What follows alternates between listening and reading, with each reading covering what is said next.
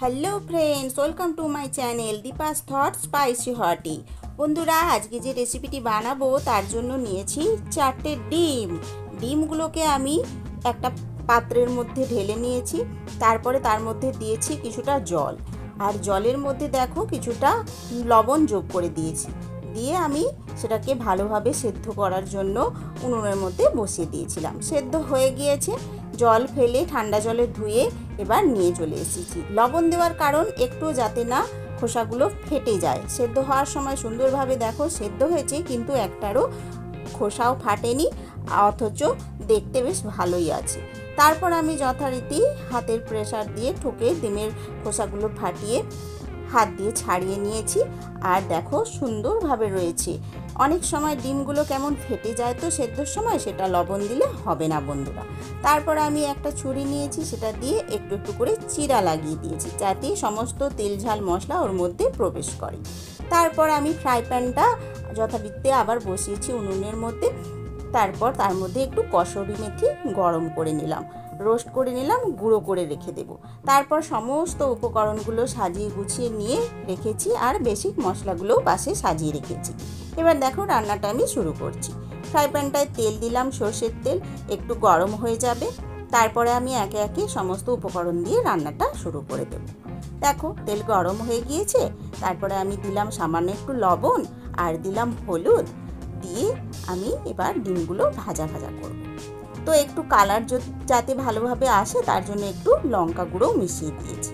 দেখো বন্ধুরা, এবার সমস্তটা একটু নেড়ে নিলাম তেলের মধ্যে। তারপরে আমি 4টে ডিম ধীরে ধীরে এক একটা করে ছেড়ে দেব, দিয়ে সুন্দরভাবে এপাশ ওপাশ উল্টে ভেজে নেব। খুব ভালোভাবে ভাজা করার দরকার নেই বন্ধুরা। ডিম বেশি ভাজা হলে একটা কীরকম টান টান ভাব আসে, সেই অবধিও আমরা ডিম ভাজবো না, হালকা একটু ভাজা হলেই যথেষ্ট। এবার ডিমগুলো যথারীতি তুলে নিয়েছি। ওই তেলের মধ্যেই সামান্য আরেকটু সর্ষের তেল যোগ করেছি। তারপরে দিয়ে দিয়েছি কি বলো তো, তেজপাতা। তেজপাতাটা ফোড়ন হিসাবে বেশ কিছুক্ষণ নাড়ানাড়ি করে নিলাম।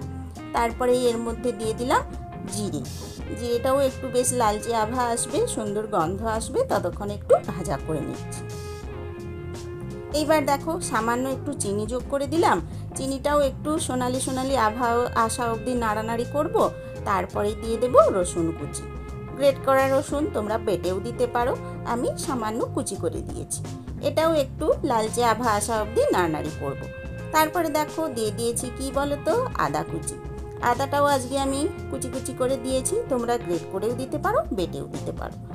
আদাটা হয়ে যাওয়ার পর আমি একটু দিয়ে দিয়েছি পেঁয়াজ বাটা। তারপরে একটা গোটা টমেটো নিয়েছি, এটা বাটিনি, কেটেও দেইনি, আজকে গোটা দিয়েছি। একটু ভাজা হয়ে নরম হবে যখন, ও গলে যাবে নিজের থেকেই, একটু ভাটিয়ে দেব, ততক্ষণ অবধি আমি নাড়ানাড়ি করে ভাজতে দিয়েছি। এপাশে একটা বাটির মধ্যে সামান্য জল নিয়েছি তাতে একটু হলুদ, একটু ঝাল লাল লঙ্কার গুঁড়ো। এরপরে দেখো এই দুটো মিশ্রণ দিয়ে দিলাম জলের মধ্যে। তারপরে দিয়ে দিলাম একটু জিরে গুঁড়ো, ধনে গুঁড়ো, আর আরেকটু কাশ্মীরি লঙ্কা গুঁড়ো এর মধ্যে অ্যাড করে নিচ্ছি।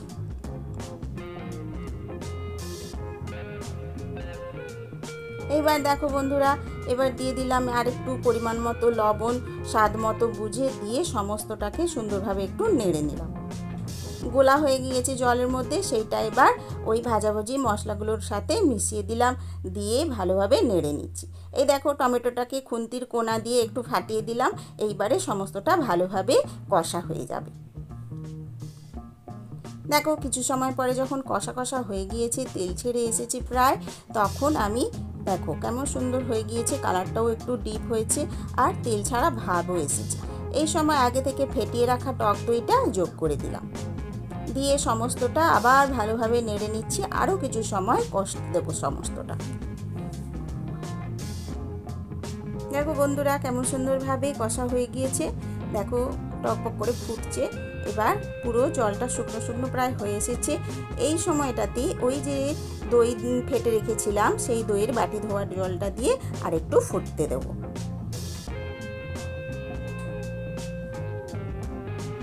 এইবার সুন্দরভাবে ফোটা শুরু হয়ে গিয়েছে। এই সময়টা আমি ডিমগুলো সব যোগ করে দিলাম। এই সময় দিয়ে দিলাম, কেননা কিছু সময় ফুটবে, ডিমটাও মশলার সাথে কষা হবে আর সমস্ত তেল ঝাল মশলাগুলো ডিমের মধ্যে প্রবেশ করবে। তারপর কিছু সময় ঢাকনা চাপা দিয়ে যথারীতি ডিমটাকে ভালোভাবে রান্না হতে দিয়েছি। এইবার দেখো বন্ধুরা, সেই যে কসুরি মেথিটা আমি রোস্ট করে রেখেছিলাম সেটা গুঁড়ো করে ডিমের ওপর দিয়ে ছড়িয়ে দিলাম। দিয়ে এর গন্ধটা যাতে প্রবেশ করে তার জন্য ঢাকনা চাপা দিয়ে দিয়েছি। তারপর কিছু সময় খুলে আবার একটু কাশ্মীরি লঙ্কার গুঁড়ো ডিমগুলোর ওপরে ছড়িয়েছি আর সবশেষে দিয়ে দিয়েছি একটু গরম মশলা। দিয়েই আমি আবার চাপা দিয়ে দিলাম আর গ্যাসটা বন্ধ করে দিলাম। এই দেখো, এবার নেড়ে নেড়ে সুন্দরভাবে কেমনভাবে আমি সাজিয়ে নিয়ে চলে এসেছি রান্নাটা শেষ হয়ে যাওয়ার পর।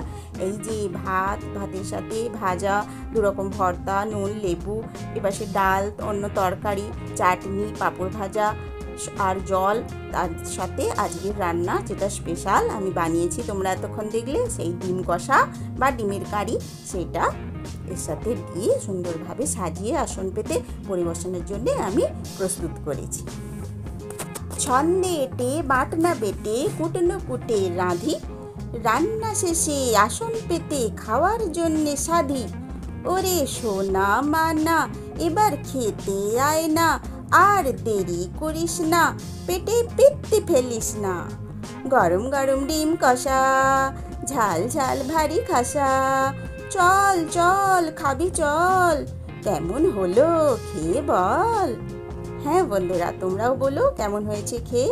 আর আমার রান্নাটা ভালো লাগলে প্লিজ সাবস্ক্রাইব করো, লাইক করো, শেয়ার করো আর আমার সাথে সব সময় তোমরা থেকো। নতুন বন্ধুরা তোমাদেরকে স্বাগত, আর পুরনো বন্ধুরা আমার সঙ্গে সবসময় হাতটি ধরে থেকো, আমার চ্যানেলটিকে এগিয়ে নিয়ে যেতে সাহায্য করো। ধন্যবাদ।